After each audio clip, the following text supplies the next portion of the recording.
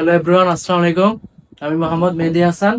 আজকে আমরা সিঁড়ির একটি ডিজাইন করব, সবাই একটু ফলো করি। হ্যাঁ, আমরা প্রথমত সবাই সিঁড়ি তো চিনি, তাই না? মানে একতলা থেকে আরেকতলা যাওয়ার জন্য যে মাধ্যমটা ইউজ করা হয় সেটা হচ্ছে কি সিঁড়ি। সিঁড়ি দেখতে কেমন হয় বলুন তো? এরকমই তো, তাই না?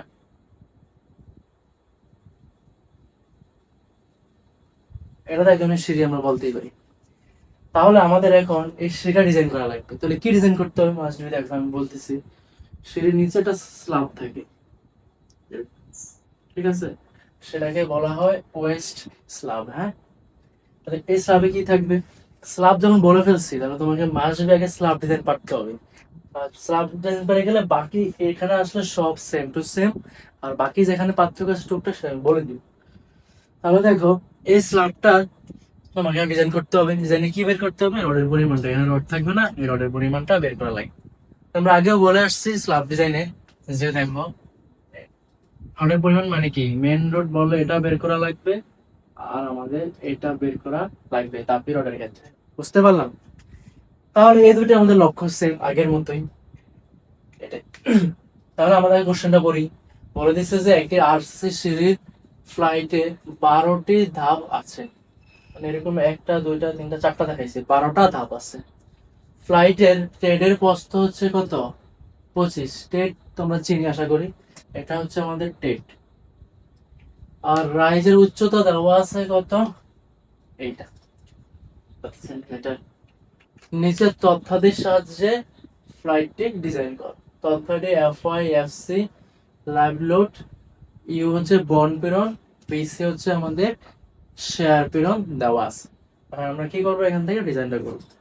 ডিজাইন করতে হলে আমাদের প্রথমে তো এটা বের করতে হবে। এখানে কি আছে? M/F/JD। তাহলে এম মানে কি? মুভমেন্ট। তাহলে এই স্ল্যাবটা আমরা সাধারণভাবে স্থাপিত আকারেই চিন্তা করতেছি। হ্যাঁ, তাহলে এম কি হবে বলো? ওমেগা এল স্কয়ার বাই কি লিখতে হবে? 8 লিখতে হবে। তাহলে আমাদের লক্ষ্য কি? ওমেগাটা বের করা, তারপরে এল এর মান বসানো। ওমেগা এল স্কয়ার বাই 8, এটাই তো কাজ। তাহলে কি করতে পারি এখন? ওমেগা বের করা লাগবে আগে প্রথমত, এখানে বসানোর জন্য মোমেন্ট নির্ণয় করতে হইলে। তাহলে আমাদের এখানে দেখো, আমাদের আগে যে স্ল্যাবগুলো ছিল, স্ল্যাবে আমরা কি লিখতাম? নিজস্ব ওজন বসানো লাগতো। উপর থেকে যদি লাইভ লোড আসে সেটা আমরা লিখতাম বিভিন্ন। তারপরে তোমার সিলিং ছিল, প্লাস্টার ছিল, বা পার্টিশন ওয়াল ছিল, ওগুলো সব লোড নিয়ে চলে আসতো। এখানে আমাদের দেখো সিঁড়িটা মুছে ফেলছি না? সিঁড়িটার মধ্যে কি কি থাকে দেখো, আবার একটু আঁকা লাগবে কষ্ট করে।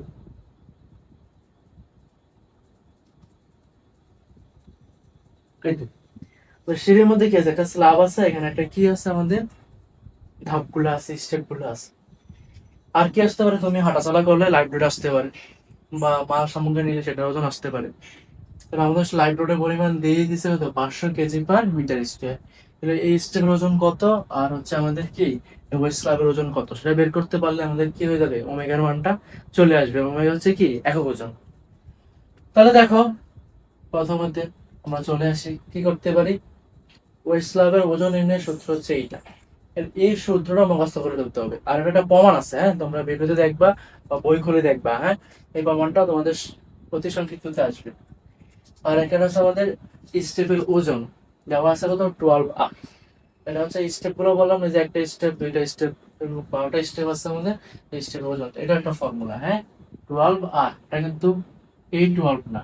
এটার ফর্মুলা হচ্ছে কি? 12R। আর লোড লাইন বসে তিনটা সাম করলে আমাদের ওমেগার মানটা চলে আসবে। তাহলে আমরা প্রথমে ওমেগার মানটা বের করে নিই। তাহলে আমাদের এস কত বলতো? এখানে এস আমরা ধরে নিচ্ছি যে গুরুত্ব 15 সেন্টিমিটার। তোমাদের বইয়ের সবগুলো ম্যাথে 15 সেন্টিমিটার, বা কম বেশি করতে পারো, কোনো প্রবলেম নেই। তো আমরা বইয়ের মধ্যে করতেছি। তাহলে আমাদের কি আসতেছে এখানে বলো? 15 সেন্টিমিটার ধরে নিলাম। আর হচ্ছে কি? রাইজের উচ্চতা। রাইজের উচ্চতা কত দেওয়া আছে দেখো তো? রাইজের উচ্চতা হচ্ছে কি? 12 সেন্টিমিটার। আমরা কি লিখতে পারতেছি? 12 সেন্টিমিটার বসাই দিলাম। ঠিক টেন, টেনের প্রস্থ কত? 25। তো আমরা 25 বসাই দিতে পারি। ইন্টু 1 ইন্টু কত? সূত্র 24। আর টেট কত আমাদের? 25। এটা। তাহলে এখানে তুমি টোটাল সাম করলে একটা কি পাওয়া যাবে, মান পাওয়া যাবে। তো সেই মানটা আসতেছে আমাদের 402.5, 402.5 KG per centimetre square. Same আর কি করতে পারো এখানে, 12 ইন্টু কি বসাইতে পারো, আর রাজের উচ্চতা হচ্ছে কি 12.5, রাজের উচ্চতা কি আমাদের 12.5 করবা, আসবে 150 kg per centimetre square. Live load দিয়ে দিচ্ছে কত আমাদের, দেখো লাইভ লোড হচ্ছে 500 kg per metre square. Live load এগুলো আমরা কি লিখতে পারি, 500 কেজি পার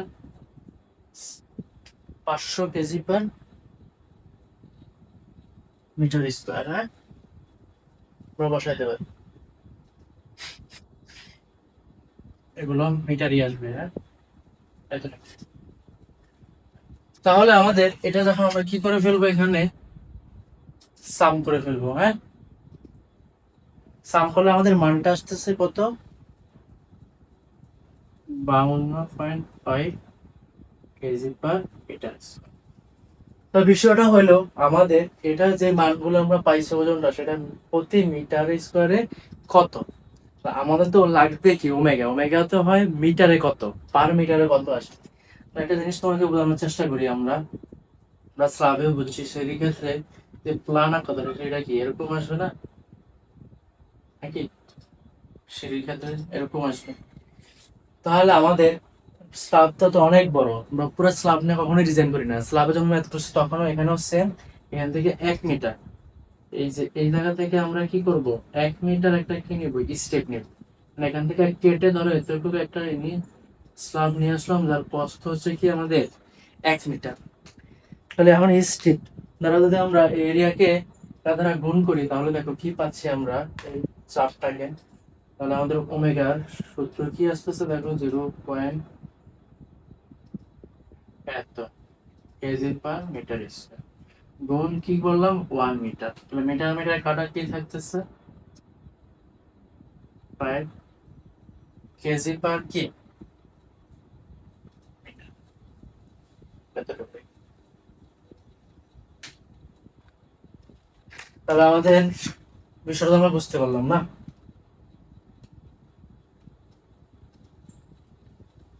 এতটুকু।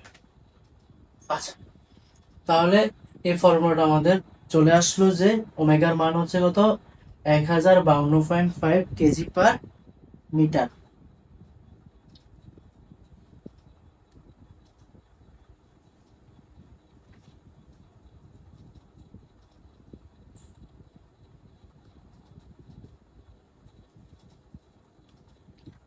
এখন আমাদের লক্ষ্য কি, মোমেন্ট বের করা। মোমেন্ট নির্ণয়ের সূত্র কি ছিল, ওমেগা এল স্কোয়ার বাই 8, ওই পথে যাবো। ঠিক আছে, আবার একটু বলে নিচ্ছি, দেখো আমাদের এই ফাংশন গুলার মানগুলা ছিল আমাদের সেন্টিমিটারে। তাহলে আমাদের যে ফাংশন গুলো আছে ওগুলোতে সেন্টিমিটার বসালে অ্যান্সারটা আসতেছে আমাদের কিসে, মিটারে। হ্যাঁ, এই জিনিসটা ইম্পর্টেন্ট। তারপর আসতেছে যে আমাদের মোমেন্টে যাবো। হ্যাঁ, আমরা ওমেগার মানটা পেয়ে গেছি। তাহলে আমাদের মোমেন্ট নির্ণয়ের সূত্র কি দাঁড়াচ্ছে বলতো, ওমেগা এল স্কোয়ার বাই 8। তাহলে ওমেগার মান পাওয়া গেল কত, 5052.5 ইন্টু কত, এল এর মান আমাদের হচ্ছে, এল কত সেটা ইম্পর্টেন্ট হতে পারে। হ্যাঁ, তাহলে দেখো আমাদের এল কত হইতে পারে। তাহলে এই এলটা আমরা একটু বের করে দেখাচ্ছি। দেখো সিঁড়িটা যখন তৈরি করা হয়েছিল, আবার দেখাচ্ছি এইভাবে, কতগুলো ধাপ হয়েছে, 12টা।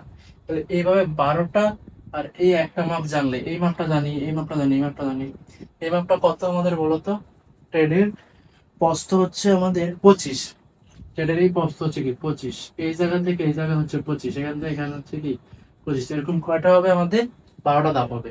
তাহলে সবগুলো যোগ করলে আমরা কি পাবো, এল পাবো, দৈর্ঘ্যটা পাওয়া যাবে। তাহলে আমাদের কি আসতে আসতে বলতো, এল ইকুয়াল টু হচ্ছে কি 12 ইন্টু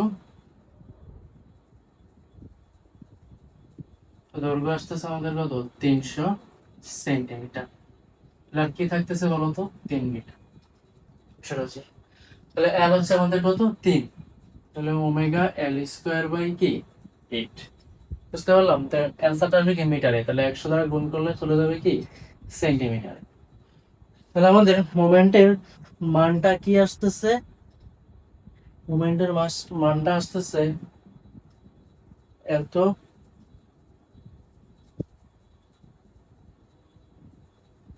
কেজি সেন্টিমিটার,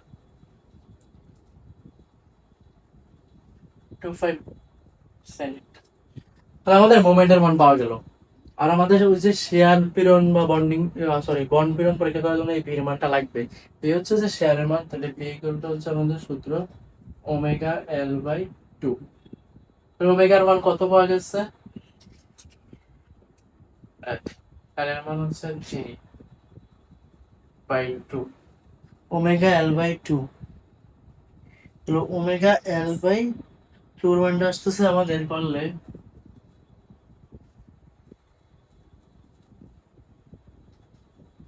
78.7, সরি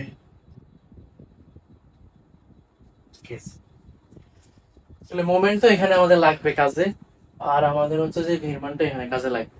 তাহলে আমরা যতটুকু পাওয়া গেল আমরা ওগুলো মুছে ফেলি, মুছে ফেলার আগে আমরা এগুলো চাইলে একটা জায়গায় নোট করে রেখে দিতে পারি, সামনে কাজে লাগবে। এম এর মান আমরা কত পাইছি,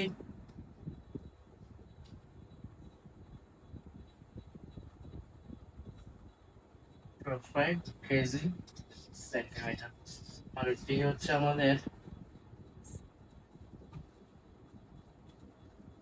আচ্ছা তাহলে আমাদের এম বের করা হয়ে গেল। হ্যাঁ, আমরা এগুলো সব মুছে ফেলতেছি, নোট করে রাখছি, আমাদের সামনে লাগবে।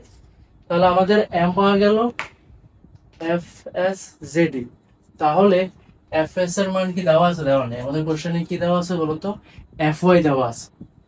তাহলে এফ ওয়াই যদি দেওয়া থাকে তাহলে আমাদের এফ এস টা বের করতে হবে। দেখো এফ এস ইকুয়াল টু হচ্ছে 0.4 এফ ওয়াই ফর্মুলা। তাহলে আমাদের কি লেখা যায়, এফ এস ইকুয়াল টু হচ্ছে 0.4 এফ ওয়াই। তাহলে 0.4 ইন্টু এফ ওয়াই এর মান হচ্ছে কত আমাদের 35। তাহলে ক্যালকুলেটরের ফর্মুলা ক্লিক করবা, ক্লিক করলে আমাদের আসতেছে 1400 কেজি পার কি বলতো সেন্টিমিটার স্কয়ার, এফ এস গেল। তারপর আমাদের কি লাগবে, জে লাগবে। জে হচ্ছে 1 - k/3, তাহলে কে সূত্রটাও লাগবে। তাহলে কে বের করতে হলে কি করা লাগবে বলতো, n/n plus F S by F C. কে আমাদের n এর মান লাগবে, তাহলে n এর মান কত,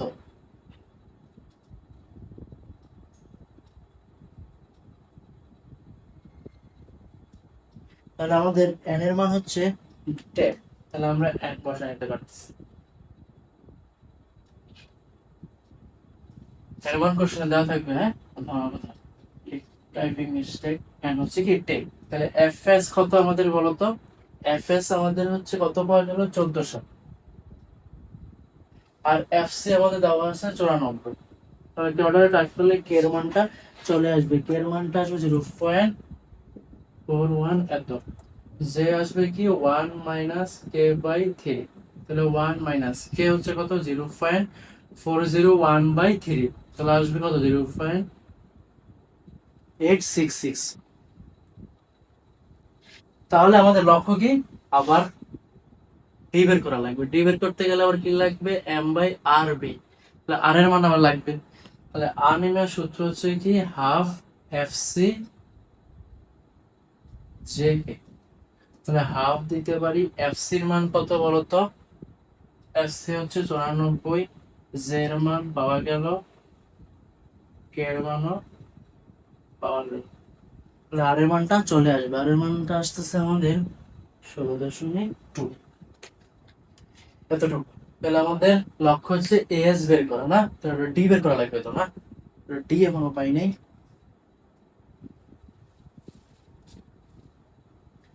তাহলে ডি নির্ণয় করে ফেলি আমরা এই পাশ দিয়ে।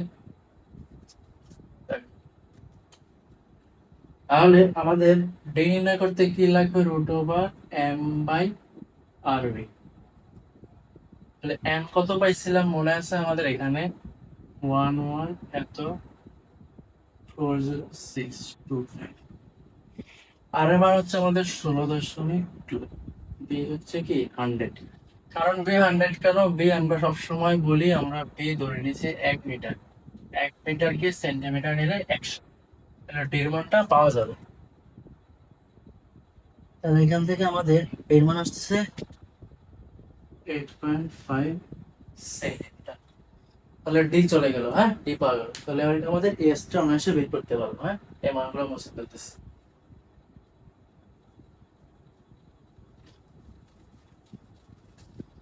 তাহলে এস এর সূত্র কি বলতো আমাদের?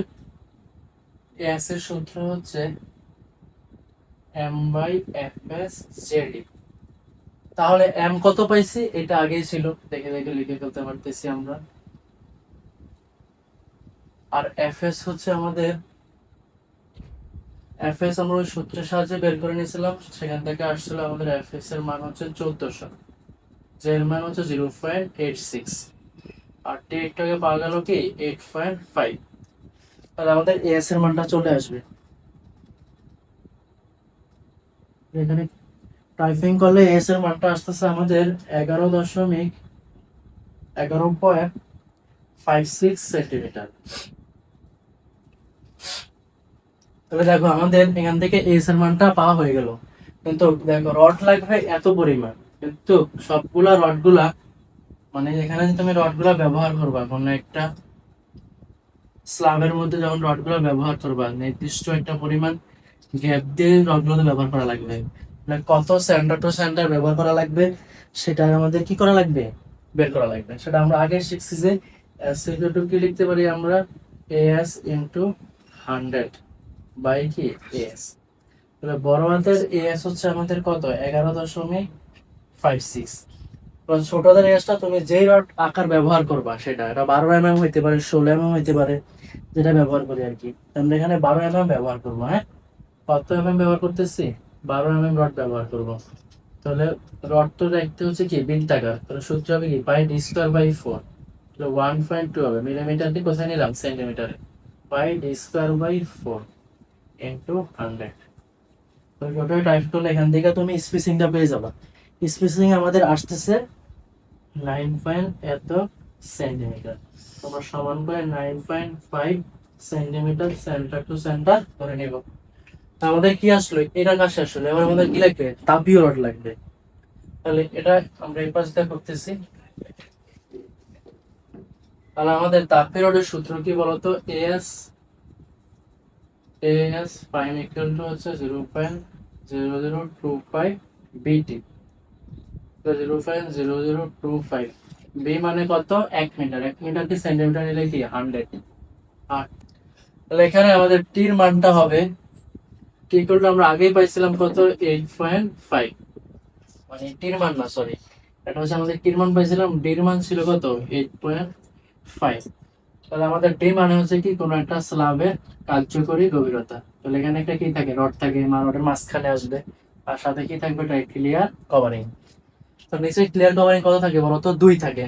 তাহলে আমাদের এই এতটুকু তো হচ্ছে ডি, সাথে যোগ হইলো কত? 2। আর একটা জিনিস যোগ হবে, সেটা একটু খেয়াল করে ভালো করে। আমাদের এখান থেকে এখানে আসতেছে কি রডের কেন্দ্র পর্যন্ত, তাহলে আরো অর্ধেক নিচে রয়ে গেছে না? তাহলে সেটা যোগ করা লাগবে। তো রডের অর্ধেক যোগ করা লাগবে, এই যেতটুকু। আর আমরা রডের সাইজটা প্রথমেই ব্যবহার করছিলাম কত? 12 মিলিমিটার, মানে 1.5। এটাকে আমরা টাইপ করলে আমাদের আসবে 11.11। তাহলে 11.11 বসাই দিবা। তাহলে আমাদের ক্যালকুলেশন টাইপ করবা, তাহলে অ্যান্সারটা আসবে 2.775 সেন্টিমিটার স্কোয়ার। স্পেসিংটা বের করা লাগবে, সেটা হচ্ছে এস ইকুয়াল টু হচ্ছে এস ইন্টু 100 বাই এস। তাহলে এস এর এখানে আমরা কত ব্যবহার করবো? রডটা 10 mm। কত ব্যবহার করবো এই ক্ষেত্রে? এস এর এই 10 mm। তাহলে আমাদের 10 mm হলে কি হবে? পাই ডি স্কোয়ার বাই 4 ইন্টু 100। এসে আসবে কি এই মানটা? এস 5, তাহলে 2.55। তাহলে এখানে আমরা ক্যালকুলেটর টাইপ করলে স্পেসিংটা পেয়ে যাবো, সেটা আসতেছে আমাদের কত? 28.28 সেন্টিমিটার আসছে। তো আমরা সমান করে নিব, সেটা আসবে কত আমাদের 28 সেন্টিমিটার সেন্টার টু সেন্টার। তো আমাদের এই দুইটা কাজ শেষ হয়ে গেল। তো এই দুইটা কাজ শেষ হয়ে গেলে তো আমাদের ডিজাইনটা কাজ শেষ। বাট পরীক্ষা করে নিব যে শেয়ার পেরন আর বন্ড পেরনটা কি করা লাগবে, এটা পরীক্ষা করে দেখাইতে হবে। এটা সেম ভাবে আমি একদম স্ল্যাব যখন করছি ভালো করে ব্যাখ্যা করে দেখাইছি, ওইখানে দেখলে এখানে সেম টু সেম প্রসেস। এই বি মানটা বসায় দিবা, বি মানে 100, ডি মানে আমরা পাইছি, বসায় দিবা, ওটারে কাজ করবা, বাস হয়ে যাবে। তো ওটারে দেখাচ্ছি না, তাহলে আমাদের যে মানগুলো চলে আসলো সেটা এতটুকু করার পরে মাস বি এই দুটো পরীক্ষা দেখাবো, তারপর চিত্র আঁকা লাগবে। হ্যাঁ, মানে কিভাবে কি হইতে পারে আমাদের সিঁড়ির ক্ষেত্রে এরকম, তাই না? দুটো স্টেপ থাকবে। তো এখানে কি থাকবে বলতো, আমাদের প্রধান রডটা থাকবে, আর এখানে থাকবে কি আমাদের টেম্পারেচার রডগুলো থাকবে। এই চিত্র দেখাই দিবা। তো প্রধান রডের ক্ষেত্রে আমরা কত পাইছি বলতো, 9.5 সেন্টিমিটার সেন্টার টু সেন্টার। হ্যাঁ, তাহলে 12 dia, 9.5 centimetre centre to centre. আর এইবার বলে আমরা কত ব্যবহার করছি, 10 ডায়া।